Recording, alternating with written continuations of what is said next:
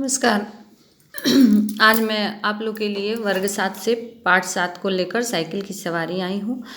इसके प्रश्न उत्तर को लेकर आई हूँ। सुदर्शन जी का ये लिखा हुआ है। तो चलिए हम लोग एक बार इसके शब्दार्थ को पढ़ लेते हैं।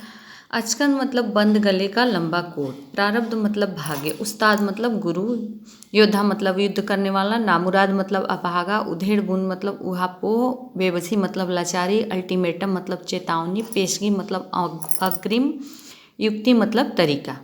अब है प्रश्न अभ्यास पाठ से। साइकिल चलाने के बारे में लेखक की क्या धारणा थी? क्या यह धारणा सही थी? तर्क सहित उत्तर दीजिए।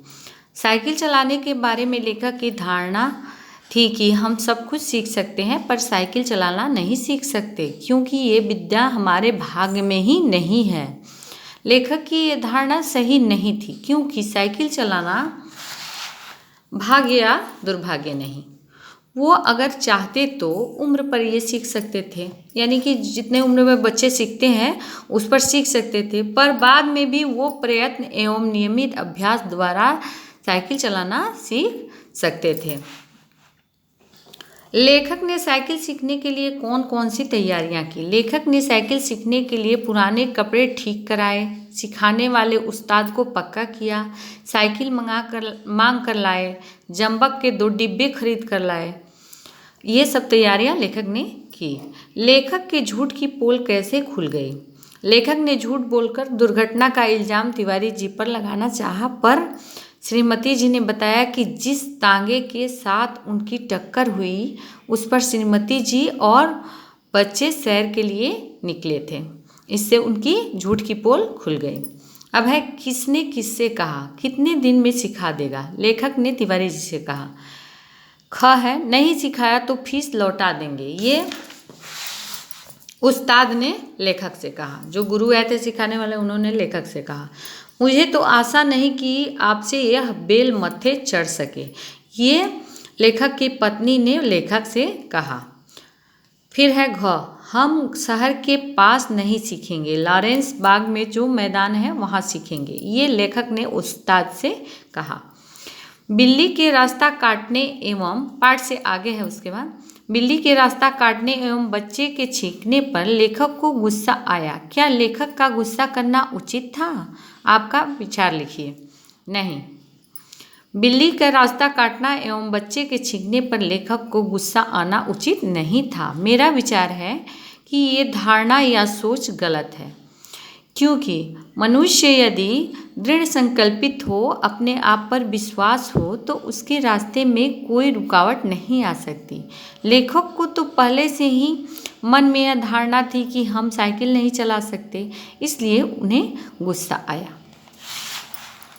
किसी काम को संपन्न करने में आपको किससे किस प्रकार की मदद की अपेक्षा रहती है? तो किसी भी प्रकार के काम को संपन्न करने के लिए हमें अपने माता पिता, कोई चीज़ पूछना हो कि हमको दिशा निर्देश प्राप्त करना हो कि क्या सही है क्या गलत है, तो सबसे पहले हम लोग माता पिता से पूछते हैं। मित्र से क्या अपेक्षा रहती है? मित्र से रहती है कि वो हमारे वाद विवाद में, पढ़ाई लिखाई में मदद करें, हमारे खेल कूद में मदद करें। भाई बहन से अपेक्षा रहती है कि जो घर के काम है या मेहनत वाले काम है वो हम लोग एक साथ घर पे रहते हैं तो एक दूसरे के साथ मिल करके कर लें, से मदद की अपेक्षा रहती है। माता पिता से दिशा निर्देश, मित्रों से पढ़ाई लिखाई, वाद विवाद, खेल कूद तथा भाई बहनों से मेहनत के कार्यों में सहयोग की अपेक्षा रहती है। अब है व्याकरण। निम्नलिखित मुहावरों का वाक्य में प्रयोग कीजिए। तो मैंने कई बार आप लोग को मुहावरों का अर्थ बताया है। ऐसा वाक्य जो सामान्य अर्थ का बोध न कराकर किसी प्रभावशाली या विलक्षण अर्थ का बोध कराए, वो मुहावरा कहलाता है। तो मैंने इसको कई बार आप लोगों को बताया भी है, आज भी मैंने बता दिया। मैदान में डटे रहना मतलब मुश्किलों का सामना करना। लेखक ने मैदान में डटे रहने का निर्णय लिया। दूसरा है मैदान मार लेना, विजयी होना। नियमित अभ्यास से कोई भी मैदान मार लेते हैं। हाथ पांव फूलना यानी कि घबरा जाना। सामने से तांगा आता देख लेखक के हाथ पांव फूल गए। उसके बाद है दांत पीसना। अत्यधिक क्रोधित होना। बिल्ली के रास्ता काटने पर लेखक दांत पीसकर रह गए। उदाहरण के अनुसार दो वाक्यों को एक वाक्य में बदलिए। जैसे मान लीजिए यहाँ पे श्रीमती जी ने बच्चे सुलाया, हमारी तरफ देखा। दो वाक्य है तो श्रीमती जी ने बच्चे को सुलाकर हमारी तरफ देखा। एक ही लाइन में ये हो गया, एक ही वाक्य में ये हो गया। यहाँ पे दो वाक्य लगा था, एक यहाँ पूर्ण विराम था, एक यहाँ था। उसी तरह उसी समय मशीन मंगवाया, एक वाक्य हो गया। उन कपड़ों की मरम्मत शुरू कर दी। तो यहाँ एक सेंटेंस में क्या होगा, उसी समय मशीन मंगाकर कपड़ों की मरम्मत शुरू कर दी। ग है उस्ताद ने हमें तसल्ली दी, चले गए। तो एक सेंटेंस में क्या हो जाएगा, उस्ताद हमें तसल्ली देकर चले गए। उस्ताद हमें तसल्ली देकर चले गए। घ है साइकिल का हैंडल पकड़ा चलने लगे। तो इसका एक में क्या हो जाएगा, साइकिल का हैंडल पकड़कर चलने लगे। अब आप लोग का है इसके आगे का प्रश्न जो है वो है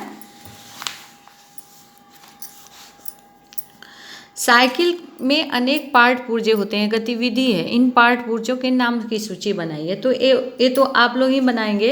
इसमें मैं कुछ बता देती हूँ। जैसे उसमें क्या क्या रहता है, घंटी, सीट, पैडल, चक्का, टायर, ट्यूब, गोली, हैंडल, ये सब चीज़ इसमें रहते हैं साइकिल के इसमें।